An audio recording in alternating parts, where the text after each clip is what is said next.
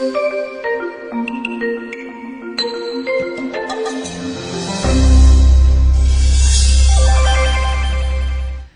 move away from the demographic of age, ethnicity, and economics and look at culture from a religious perspective. Put on your shoes. Let's walk down the hallway of years gone by. Step into the room full of cultural, spiritual archives from a half a century ago. In those days, you would find yourself standing in a culture that was largely Christianized. Most believed in a personal God, in the existence of heaven and hell, and the concept of one truth and moral authority.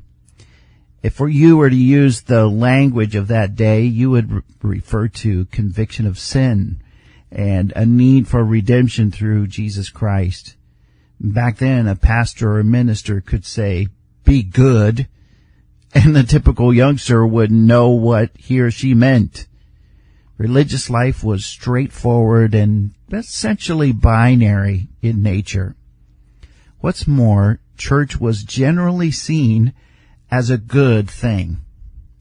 Today, if you were to pull back the drapes and peek into the window of Christian academia, Tim Keller writes that you would notice a multitude of ongoing feuds over the authority of the Bible, justification by faith, the atonement, gender roles in the family and the church, ways to conduct worship and methods for evangelism, as well as innumerable disputes over the nature and ministries of the church. You would find intellectuals sparring over the meaning of the kingdom of heaven and the Trinity and questions surrounding epistemology. Now, step outside the front door and take a peek at what's happening on the streets. Today, you'll find yourself looking at a culture of religious pluralism. Worse than general hostility or apathy towards Christianity, nowadays there's a general sense that any religion or lack thereof is perfectly acceptable. The quest for absolute truth is thrown out the window. In fact, it's not uncommon for our culture to be completely comfortable with religious contradictions. We take bits of Christianity and Islam and Hindu and even agnosticism, and we put it in a bag and we shake it up and we pick out whichever parts we like the most, even if they're directly contradictory to one another. So it's no wonder that many see Christianity as judgmental, intolerant, and with a lack of understanding. So where does this leave us? How do we answer the question, who are we trying to reach and why? First of all, we are trying to reach a culture that no longer embraces our parents' and our grandparents' traditional values. We're trying to reach a generation that is inclusive and diverse in its theological views.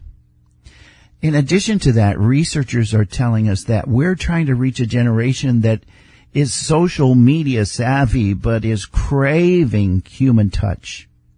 They want authentic relationships with a small group of faithful friends. We're looking at a generation that is looking for a church that doesn't feel like a giant corporation. There is so much to learn, and we can include it in this 5-minute podcast. So let me recommend some extra reading for you.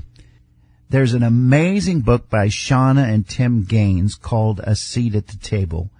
This book addresses the generational collision that is taking place and seeks to find ways for the church to reimagine our ways to reach a younger population.